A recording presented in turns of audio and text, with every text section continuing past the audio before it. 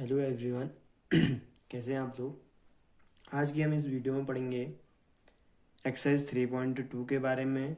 इससे पहले वीडियो में पढ़ा था हमने कि मैट्रिक्स की जो प्रॉपर्टीज़ होती हैं उस मैट्रिक्स की प्रॉपर्टीज़ के बारे में पढ़ा था। तो आज उन प्रॉपर्टीज़ के रिस्पेक्ट में कुछ क्वेश्चन हैं जो एक्सरसाइज 3.2 में दे रखे हैं।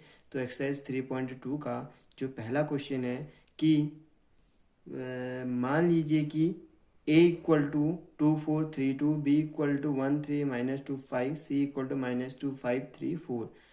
तो निम्नलिखित के मान ज्ञात कीजिए। मैंने क्वेश्चन को थोड़ा अलग ढंग से लिख लिया है।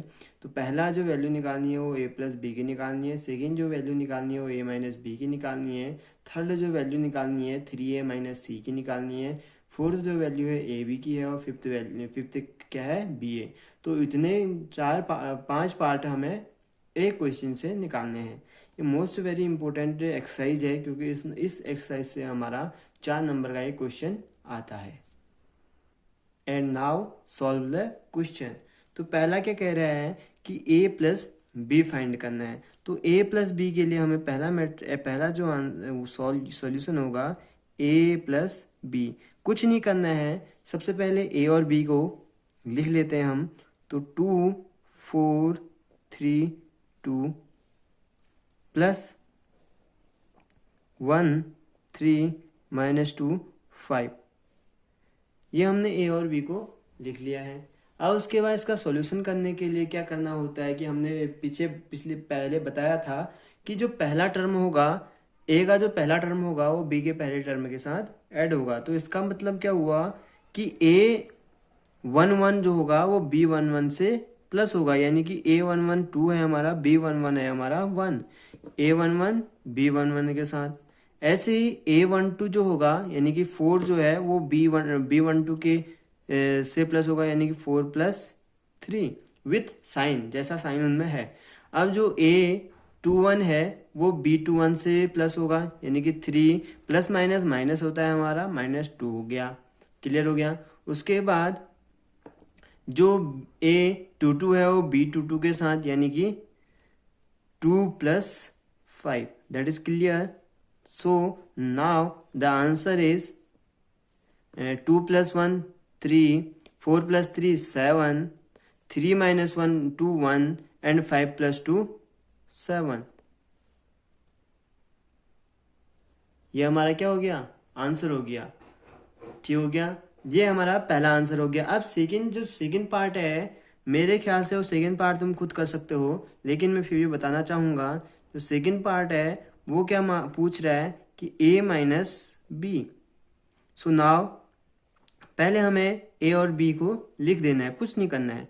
a और b को लिखेंगे 2 3 4 2 -1 3 -2 5 which is equal to, same जैसा हमने प्लस में किया था वैसे ही माइनस में करेंगे, वैसा ही ए प्लस बी में जैसा किया था वैसे ही ए माइनस बी में करेंगे, लेकिन जो साइन होंगे वो थोड़ा चेंज होंगे, आएंगे प्लस की जगह माइनस हो जाएगा।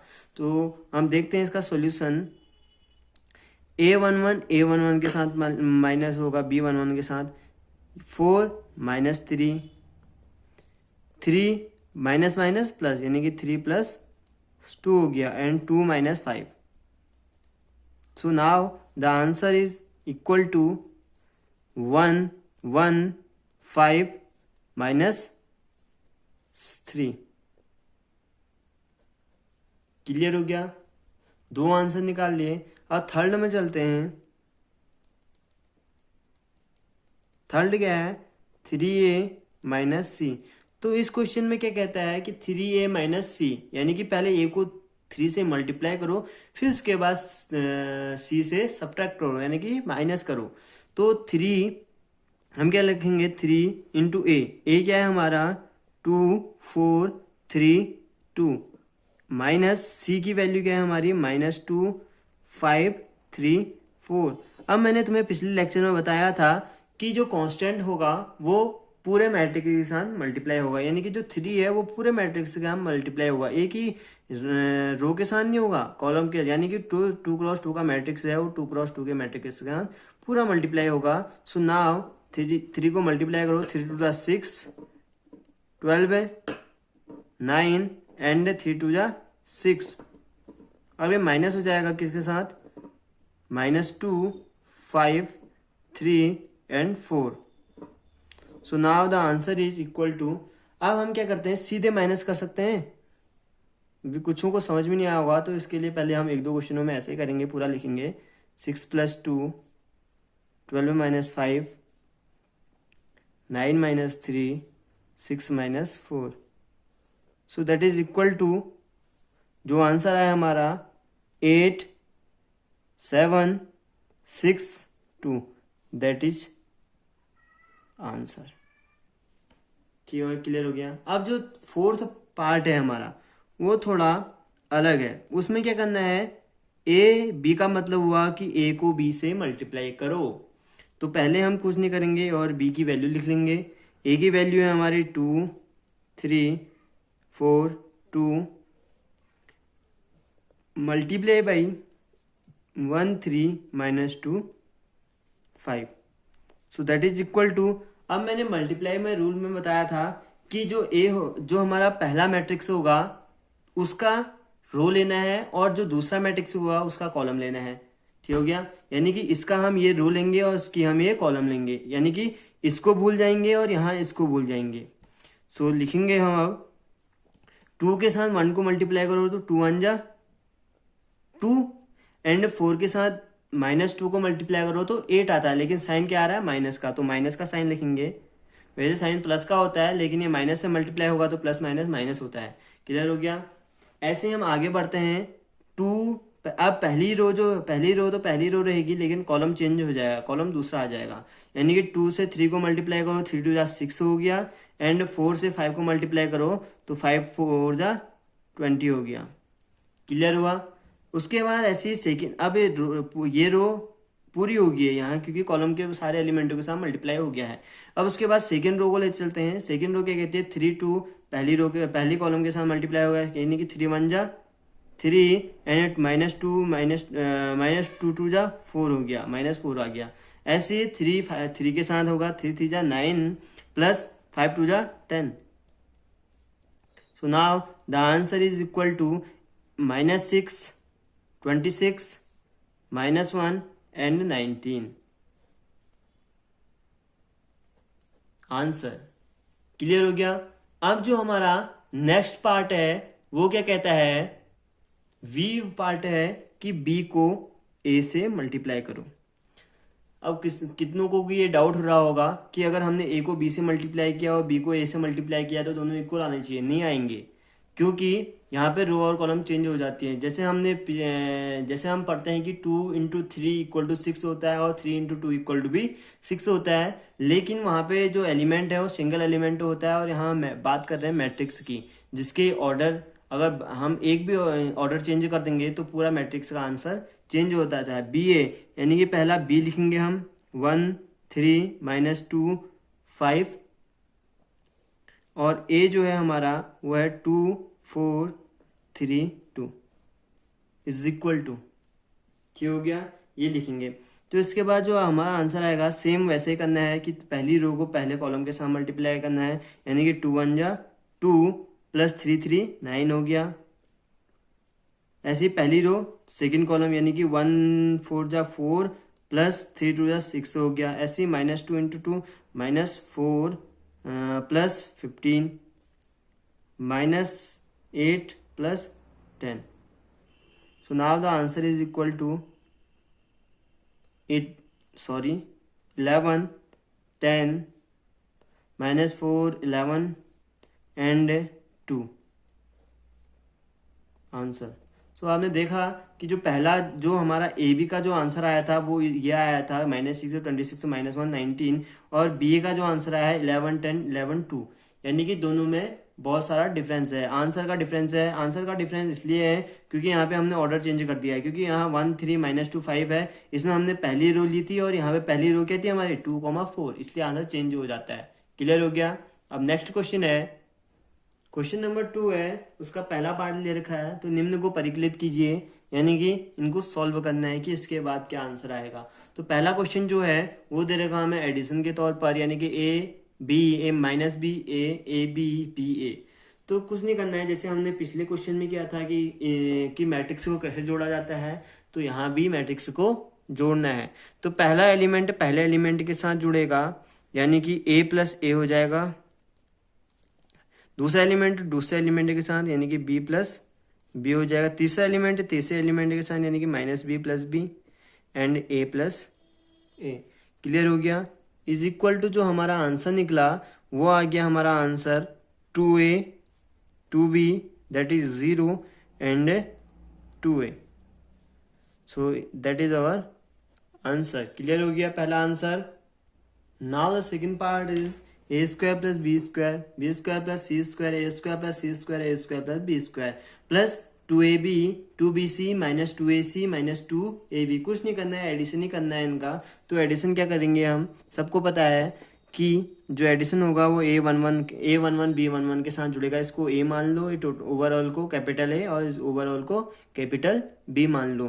तो a11 हो जाएगा हमारा A square plus B square plus 2ab and दूसरा हो जाएगा B square plus C square plus 2bc and ऐसे ही ये हो जाएगा A square plus C square minus 2ac and A square plus B square minus 2ab।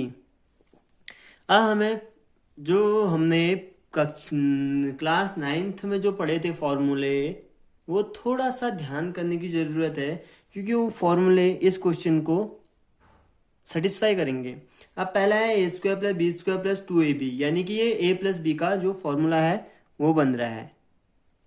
तो हम लिखेंगे ए प्लस बी का होल स्क्वायर। क्लियर हो गया। ऐसी जो B square plus C square plus 2bc है वो हमारा बन रहा है किसका, बी प्लस सी का होल स्क्वायर। ऐसी जो थर्ड पार्ट है वो हमारा क्या है, A square plus C square minus 2ac, यानी कि ए माइनस सी का होल स्क्वायर। ऐसे ये बन रहा है ए माइनस बी का होल स्क्वायर, और ये हमारा ओवरऑल बन गया आंसर। समझ में आ गया। थर्ड पार्ट क्या है हमारा कि -1 4 -6 जैसे क्वेश्चन दिख रहा है वो क्वेश्चन को सॉल्व करना है, इसमें भी एडिशन करना है। तो कुछ नहीं करना है, a11 b11 के साथ जुड़ेगा, सेम प्रोसेस है। बाकी कैलकुलेशन पे डिपेंड करता है कि तुम्हारी कैलकुलेशन कैसी है। तो हम इसको सॉल्व करेंगे। -1 + 12 4 + 7 -6 + 6 8 + 8 5 + 0 and 16 + 5 2 + 3 8 + 2 5 + 4। जो हमारा आंसर आ गया वो दैट इज 11 11 0 16 5 21 एंड 5 10 9। ये हमारा क्या आ गया, आंसर आ गया। क्लियर हो गया third part. And fourth part is, अगर आपको ट्रिग्नोमेट्री के फॉर्मूले याद हैं तो मेरे ख्याल से सबसे बेस्ट क्वेश्चन होगा एंड सबसे इजी क्वेश्चन होगा। तो इसमें कुछ नहीं करना है, इसमें भी a11 b11 के साथ जोड़ देंगे। तो ये हो जाएगा cos square X plus sine square x, ऐसे हो जाएगा sign square X plus cos square x, ये हो जाएगा sign square X plus cos square x and cos square x plus sin square x. So now the answer is cos square x plus sin square x is equal to 1. That is a formula in trigonometry. So now the answer is 1 1 1 1. अब कुछ लोगों को doubt होगा कि sir formula तो sign square X plus cos square x था, आपने तो cos square X plus sine square x भी 1 कर लिया। अभी क्यों होता है, क्योंकि जो प्लस होता है वो लेफ्ट हैंड साइड से या राइट हैंड साइड से दोनों इक्वल होता है। यानी कि कहने का मतलब ये है कि इसमें कम्यूटेटिव लॉ होता है, यानी कि a + b = b + a, यानी कि sine square X plus cos square X equal to cos square X plus sine square X है। लेकिन ये कम्यूटेटिव जो लॉ है ये माइनस के रूल में नहीं लगता है। जैसे कहेंगे हम 1 - 2 = 2 - 1, that is not equal to.